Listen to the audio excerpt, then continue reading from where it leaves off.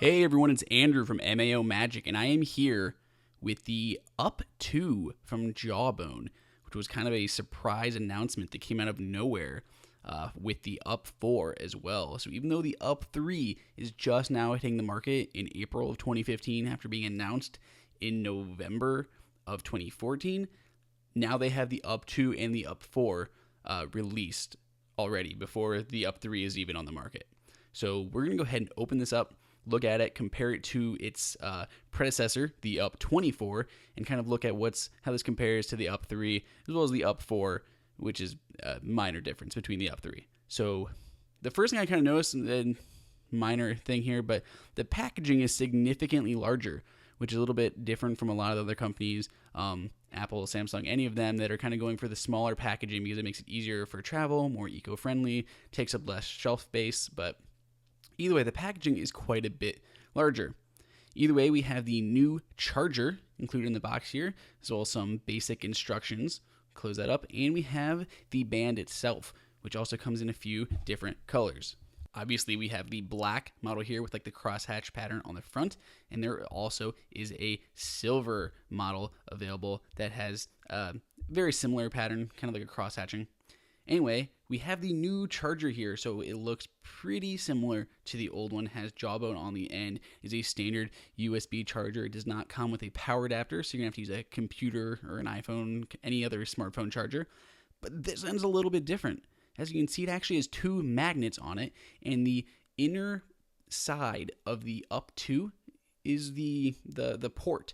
So it's kind of exposed to the outside, so no longer do you have that cap of the UP24 and the original UP band. It just clips right on there. It does only work in one direction. So you put it on one way, it's going to like fight you. You turn it the other way, and it'll snap on pretty easily. You kind of do have to wiggle it a little bit at times to get it perfectly aligned, but it does hold on there. It does do good at connecting, but it's not as like perfectly jump on there as I would have kind of expected it to be. Here we have the old charger. If you're looking at the original UP, use like a 3.5 headphone jack to charge. The UP2 uses like a stereo, like a 2.5 millimeter stereo port to charge. So just different enough to be annoying between the original and the 24, which is this. But now all that's gone. It's now magnetic, which is the third charger for the UP system, but whatever. But you no longer have a cap. You no longer have that edge where water can leak in if it gets loose. And magnetic one, significantly better. If we look at the band itself, obviously we have our charging port right on the inside. You also have a whole new clasp mechanism. One thing also to notice in the inside, it's now smooth, which is fantastic because the other one would kind of collect grime from the indents that they had printed on there, which was kind of gross. Anyway, back to the clasp, which is all new. And it's something kind of different that I have not really seen before. It's kind of like a two-part. It has a loop on one side, and then these two pieces that slide together. So the new one has one size. It's one size fits all. Take it or leave it. That's what you got. The other ones used to come in small, medium, large, all those different sizes. And you had to kind of try them on. Now there is one size. So I guess that's a plus. Easier for inventory. Hopefully we should be able to have more of these on the shelves than before.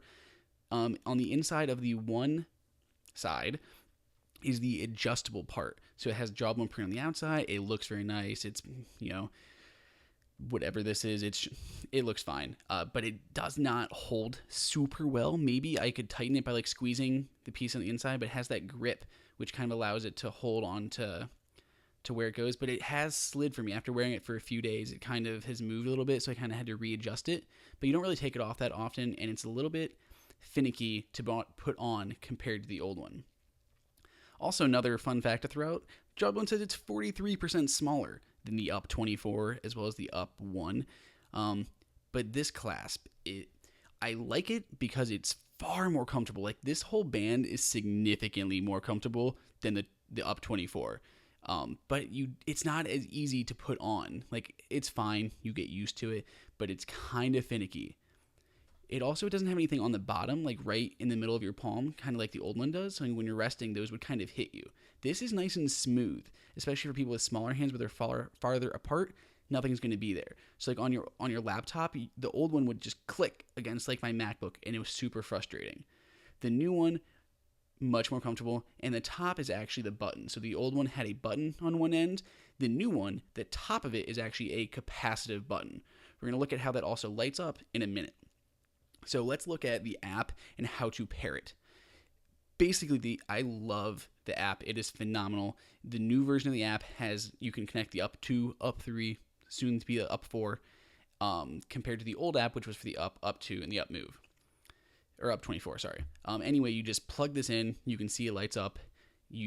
Once you go through the pairing process, you hold it down to pair, and you're done. It's super easy, as always with these Jawbones. Very easy to pair. This comes with sleep tracking. This is basically this is all the functionality of the UP24, but in a much smaller, sleeker, better band. You can set smart alarms that wake you within 30 minutes when you're at your lightest point of sleep. You can time activities. You can have idle alerts during the daytime. It does all of that stuff. And I very much like the software, and I love the smart coach that kind of learns over time and can recommend things for you. It's really nice in there to see your data. You can scrub along the timeline, see light sleep, heavy sleep, deep sleep. One thing, the UP3 and UP4 will also track one more stage of sleep, which is REM sleep. These will automatically tag for you most of the time, but you do have to start it before bedtime if you really want to do it, but you can kind of retrieve it the next day. As for steps and activity, shows a lot of your active calorie, resting calories. You can tag activities as well as time them. There's a timer you can start manually through the app because working, actually using the interface on the watch is not all that intuitive. But we're going to come back to that in just a second. So here is kind of your timeline. It has your stuff as well as your friends. So I can see my friend Stephanie just had lunch. You can also track your food, whether you're using it here or through a third-party app like MyFitnessPal, but it does bring all of your food in here and a lot of different options for tracking that. It kind of gives you ratings on how your food was. Mine was clearly not swell today. You can go to your profile. You can see your team and how you've been doing. You can check out your goals and adjust them accordingly. You can check out your trends based on days, weeks, or months and see how you've been doing, better or worse, as well as all these third-party apps and integrations. So there's a lot of really good ones here, like MyFitnessPal for food and activities, Nest, so you can do when you go to bed, turn my thermostat down, IFT, Withings, if you have a Withings scale, Automatic for tracking your car, so as you go, you can tell how much you were in the car versus how much you were, running around and burning calories. It also has decent food tracking. I actually really like the food tracking here. Even though I do use MyFitnessPal, I kind of am bummed that sometimes I can't use this because it's really pretty easy. You have a lot of different options, but if you don't want to do that, you don't have to. You can ignore it completely. So here we can see the different lights on the up band, like the moon for sleeping and the little guy for tagging an activity. You can see those all light up when you're charging, but that top aluminum shell where all the components are held, that's basically a giant capacitive button. But the controls are not that intuitive. Basically, you double tap to wake it up, and then you can hold to put it into sleep mode.